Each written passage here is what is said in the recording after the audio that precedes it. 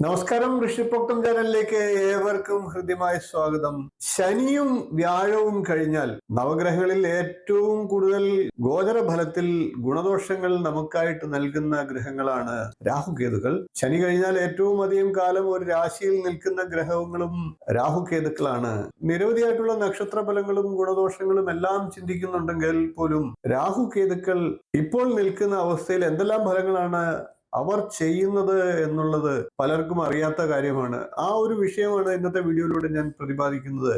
രാഹു ഇപ്പോൾ കുംഭം രാശിയിലാണ്, കേതു ഇപ്പോൾ ചിങ്ങം രാശിയിലാണ്. ഇപ്പോൾ നമുക്ക് കന്നിക്കൂറുകാരുടെ രാഹു കേതു ഗോചര ഫലത്തെ ഒന്ന് നോക്കാം. കന്നിക്കൂറിൽ വരുന്നത് ഉത്രം, മുക്കാൽ, അത്തം, ചിത്തിരയുടെ ആധിപത്യ എന്നീ നക്ഷത്രങ്ങളാണ്. കന്നിക്കൂറുകാരെ സംബന്ധിച്ച് രാഹു 6-ലാണ്, കേതു ആകട്ടെ 12-ലാണ്. കന്നിക്കൂറുകാരെ സംബന്ധിച്ച് രാഹുകേതുക്കളുടെ ഈ സ്ഥിതി വളരെയേറെ ഗുണപ്രദമാണ്. ധനപരമായിട്ട് നല്ല ഉയർച്ച പ്രതീക്ഷിക്കാം. പുതിയ തൊഴിൽ സാധ്യതകളൊക്കെ തെളിഞ്ഞു വരുന്നതാണ്.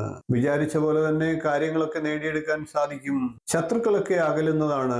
തർക്കങ്ങളിലൊക്കെ പരിഹാരം ഉണ്ടാകുന്നതാണ്. കുടുംബത്തിൽ സന്തോഷവും സമാധാനവും ഒക്കെ കൈവരിക്കാൻ സാധ്യതയുണ്ട്. പുതിയ പദ്ധതികളൊക്കെ ചെയ്ത് വിജയിപ്പിക്കാനുള്ള സാഹചര്യങ്ങൾ ഉണ്ടാകും. തൊഴിലിലൊക്കെ സ്ഥാനക്കയറ്റവും വേതന വർധനവും ലഭിക്കുന്നതാണ്. വീട് പണി പൂർത്തിയാക്കാനും വീട് മോടി പിടിപ്പിക്കാനും ഒക്കെ മെയിൻ്റനൻസും ഒക്കെ ആഗ്രഹിക്കുന്നവർക്കും അനുകൂല സമയമാണ്. സാഹചര്യങ്ങൾ ഒരുങ്ങുന്നതാണ്. കലാ സാംസ്കാരിക രംഗത്തുള്ളവരുടെ പരിശ്രമങ്ങളൊക്കെ ഫലപ്രദമാകുന്നതാണ്. വായ്പകളൊക്കെ കൃത്യസമയത്ത് തിരിച്ചടയ്ക്കാൻ സാധിക്കുന്നതാണ്. നേത്ര രോഗങ്ങളെ ശ്രദ്ധിക്കേണ്ടതാണ്. പുതിയ വീട്, ഭൂമി, വാഹനം എന്നിവയൊക്കെ വാങ്ങാൻ കഴിയുന്നതാണ്. ചിരകാല സ്വപ്നങ്ങൾക്ക് പൂവണിയുന്നതാണ്.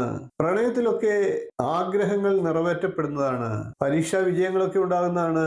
ഏത് കാര്യത്തിലും പ്രായോഗികമായിട്ടുള്ള സമീപനം സ്വീകരിക്കേണ്ടതാണ്. വീഡിയോ ഇഷ്ടപ്പെട്ടുവെങ്കിൽ ഒന്ന് ലൈക്ക് ചെയ്യുക, ഷെയർ ചെയ്യുക, ചാനൽ ഒന്ന് സബ്സ്ക്രൈബ് ചെയ്യുക, നിങ്ങളുടെ അഭിപ്രായം കമന്റായിട്ട് അറിയിക്കുക. ഇനിയും ഇതുപോലുള്ള നല്ല നല്ല വിഷയങ്ങളും വീഡിയോകളുമായി നമുക്ക് വീണ്ടും കാണാം. നന്ദി, നമസ്കാരം, ശുഭദിനം.